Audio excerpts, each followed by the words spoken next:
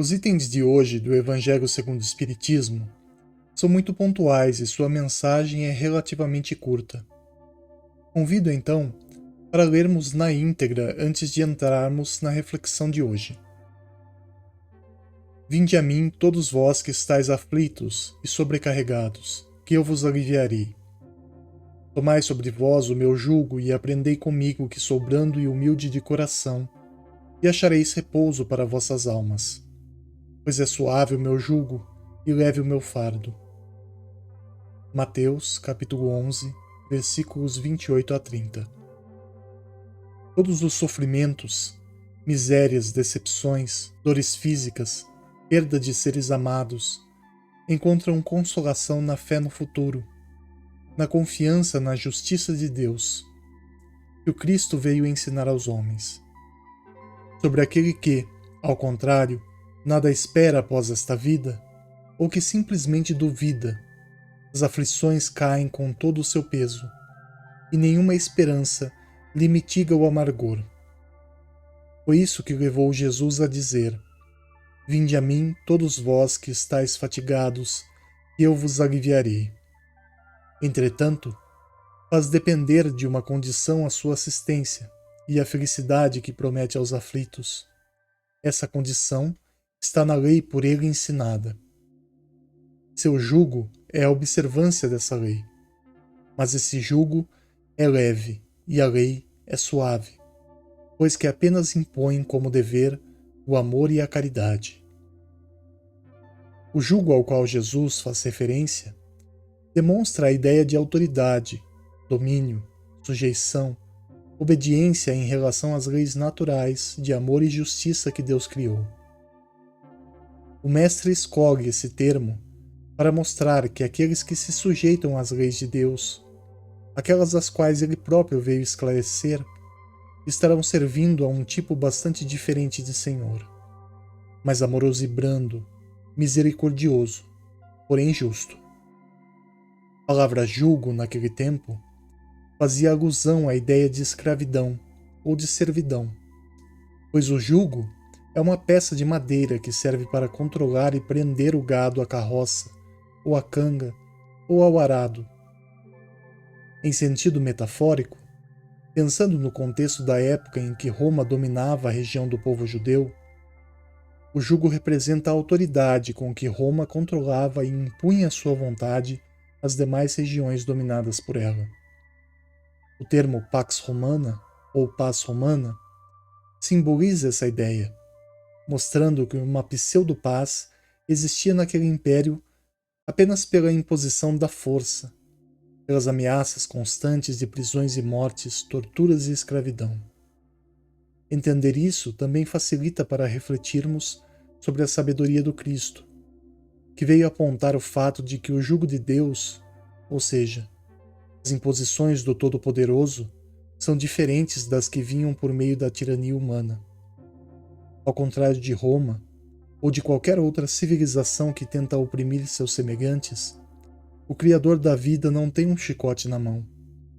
Tampouco nos ameaça desproporcionalmente com repressão demasiada ou coloca em risco nosso bem-estar. Deus é sinônimo de amor, segundo o Mestre nos ensinou, e Ele só nos pede para viver a sua imagem e perfeição, amando também. Nós, muito ignorantes e imaturos, somos aqueles que se desviam do caminho, e ainda assim, quando somos fadados a colher o que plantamos mal, não é Deus que nos pune, mas nossa própria consciência é quem nos acusa e não permite que passem impunes as dívidas da jornada. Dessa forma, Cristo deixa claro que existe sim uma submissão ante a vontade de Deus. Afinal, o Criador não se submete à criatura. Ao contrário, a criatura é que se sujeita à vontade de seu Senhor.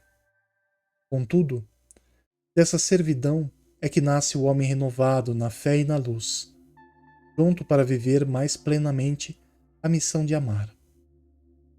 Pensando sobre isso, compreendemos um pouco que Jesus quis retirar o estigma do jugo humano.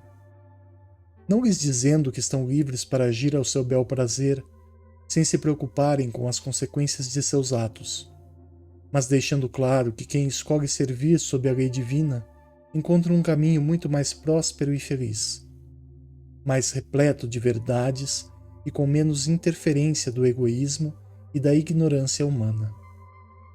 Em outras palavras, creio, Jesus não se preocupou em apontar a quem ou a que nosso corpo material deve ser submisso. Porém, era certamente colocado em evidência a quem deveria se curvar a nossa alma. Deus, como a verdade e a vida, deu-nos suas leis, e quem as entende e tenta viver de acordo com elas, já está um passo mais próximo do equilíbrio e da felicidade, mesmo ante o sofrimento. Essa vida humilde é a servidão a qual Jesus se referia em seu jugo. Tal satisfação, ensina o Cristo, só é alcançada na prática do amor, na caridade altiva que cura as chagas do mundo com a renovação à luz das leis celestiais. Em suma, o Mestre compara a servidão mundana à divina, afirmando que quem dedica sua vida ao cumprimento das leis naturais de amor e justiça são os eleitos do Senhor. As vicissitudes certamente tentarão desviar o servo de Deus do bom caminho, mas aquele que permanece firme em sua escolha de viver a favor do bem encontrará na colheita futura as graças do bom Deus. Perseverar na prática das virtudes que a Boa Nova nos ensinou é ter a certeza de que é no caminho dourado do Cristo que existe a suprema salvação e o santo reconforto. As dores se apaziguam no coração humilde, que espera com entusiasmo por dias melhores, mas sem deixar de cumprir a sua parte ao servir a Deus no labor diário. Quem segue a Jesus busca sempre amar incondicionalmente, um pouquinho mais e melhor a cada dia. Ora, como poderia um caminho como esse ser pesado, se é doando amor que nosso espírito se renova e se encanta e evolui? Sejamos, portanto, responsáveis em nossas escolhas, mando antes de tudo, a fim de que as dores da vida e os fardos pelos quais Deus nos impõe sirvam apenas de lição passageira, e que nossa alma regozije com o dever cumprido, e que Deus nos abençoe hoje e sempre.